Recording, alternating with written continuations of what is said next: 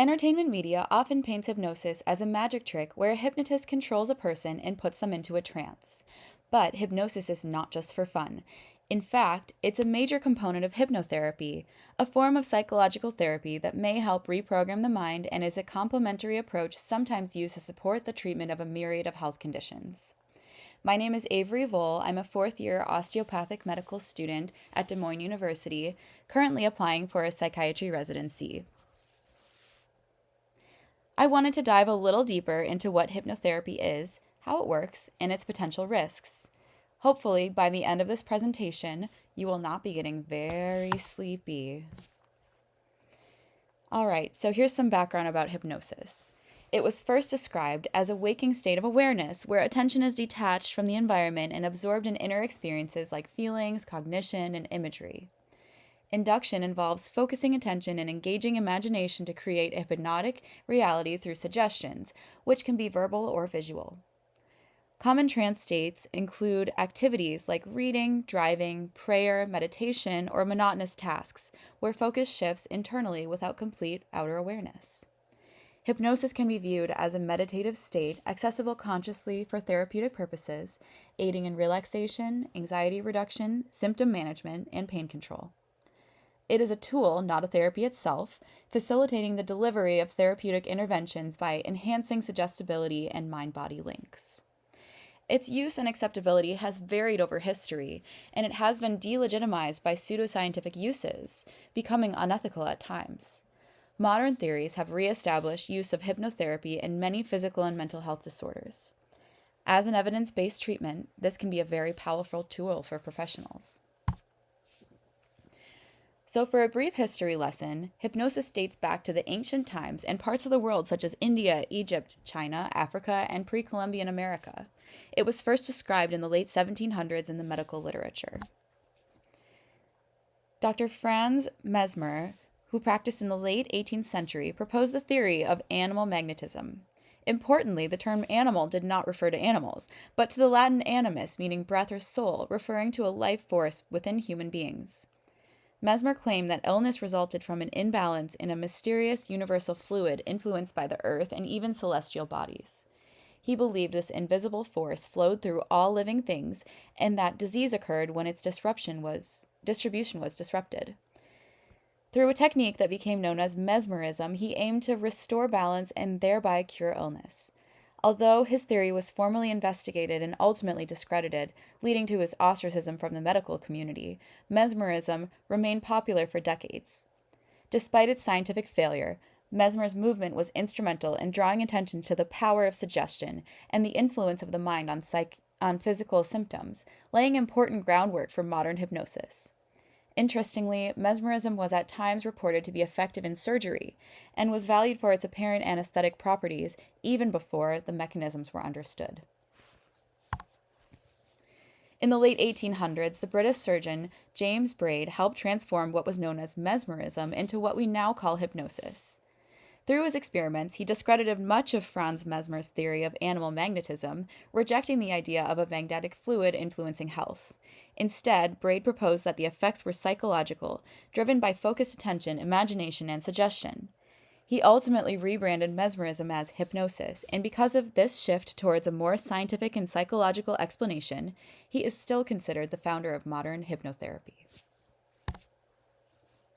Sigmund Freud initially viewed hypnosis as a way to access the unconscious mind and uncover repressed memories, which he believed could be therapeutically beneficial. Early in his career, he used hypnotherapy to help patients retrieve traumatic experiences thought to underlie their symptoms. However, Freud eventually moved away from hypnosis in favor of free association and the development of psychoanalysis. Despite this shift, his early framing of hypnosis as a tool for uncovering buried memories pushed it in a more psychodynamic and at times speculative direction. This association contributed to later controversial practices, including attempts to retrieve repressed memories and even so-called past life regression therapies. These approaches lack scientific support and in some cases have caused harm, particularly through the creation of false memories. In the 20th century, Milton Erickson significantly advanced the clinical understanding of hypnosis. He emphasized that hypnosis is not something imposed on a patient, but rather a collaborative process.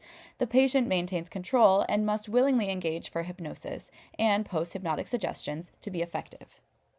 Erickson still spoke about the unconscious, but he described it as less of a repository of repressed trauma and more of a source of creativity, learning, and problem solving. He viewed trance as a state that allows access to positive internal resources rather than buried pathology. Importantly, Erickson did not claim that hypnosis was the only way to access the unconscious. His perspective aligns more closely with modern theories, which see hypnosis as a natural state of focused attention and increased suggestibility, rather than a mysterious or purely psychodynamic phenomenon. Before we get into modern-day theories, we'll just touch on the 20th century. In the 20th century, the idea that hypnosis could be used to retrieve traumatic memories, particularly memories of childhood abuse, became widely accepted in some clinical circles. Hypnotically recovered memories were, at times, introduced in court proceedings and used to support criminal convictions. However, research later showed that hypnosis can increase suggestibility and confidence in memories without necessarily improving accuracy. In some cases, this led to the creation of false memories, raising serious ethical and legal concerns. As a result, U.S. courts no longer allowed so-called repressed memories recovered under hypnosis to stand alone as evidence. Forensic hypnosis may still be used, but only when corroborated by independent evidence. During the latter half of the 20th century, another major debate emerged: whether hypnosis represents a distinct altered state of consciousness or whether it is better understood as a product of focused attention, expectation, and social cognitive processes. That debate continues to shape how hypnosis is conceptualized today. In terms of modern theories, there are two major ways hypnosis is conceptualized: state theories and non-state theories. Altered state, or state theories, propose that hypnosis is a distinct trance state, a unique state of consciousness specific to hypnosis. Supporters point to subjective reports of involuntary experiences, such as amnesia, analgesia, and even hallucinations. Some models suggest that during hypnosis, individuals enter a kind of dissociative mode of control, where voluntary executive processes are reduced, almost as if frontal lobe functions are temporarily offline, leading behaviors and perceptions to feel automatic or involuntary. In contrast, non-state or social cognitive theories argue that hypnosis does not involve a special altered state. Instead, they propose that hypnotic experiences arise from normal psychological processes, including focused attention, expectation, motivation, and social context.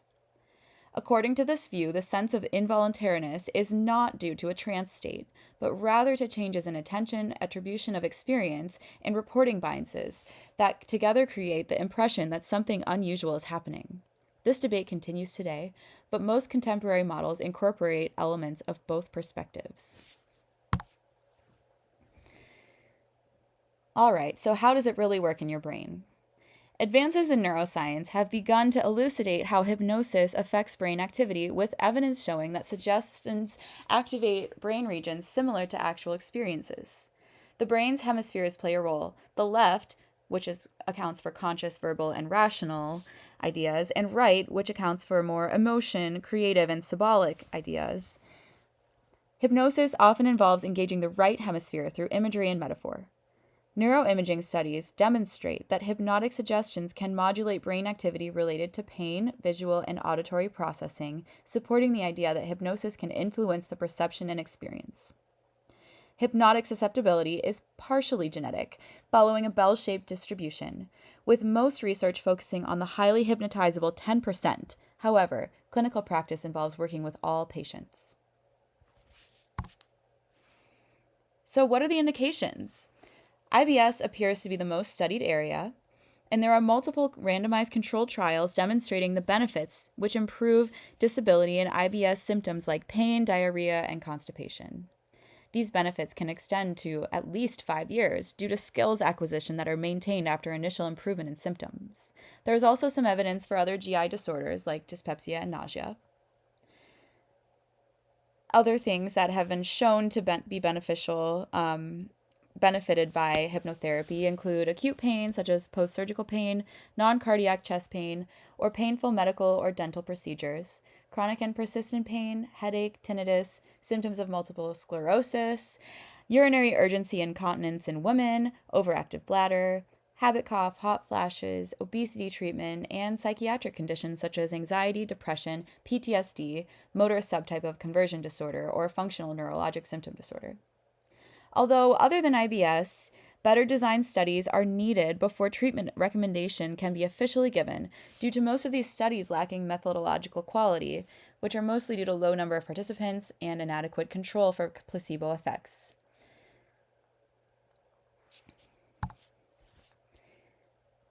How do apps, AI, and accessibility relate?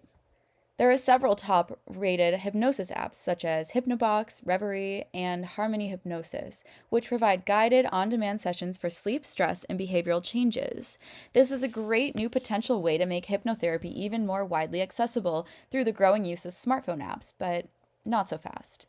A systemic review published in the International Journal of Clinical and Experimental Hypnosis in 2025 cautioned that available apps vary widely in quality of hypnosis provided to users. Despite their potential in healthcare, apps based on evidence-based protocols and empirical research are limited at this time. We would be remiss not to mention what's going on with stage hypnosis. Some countries have strong regulation or even ban stage hypnosis due to the potential harm that can be caused, due to embarrassment on the part of the volunteers pressured into uncomfortable situations. This also perpetuates several hypnosis myths that can affect the acceptance of hypnotherapy as a valuable treatment modality.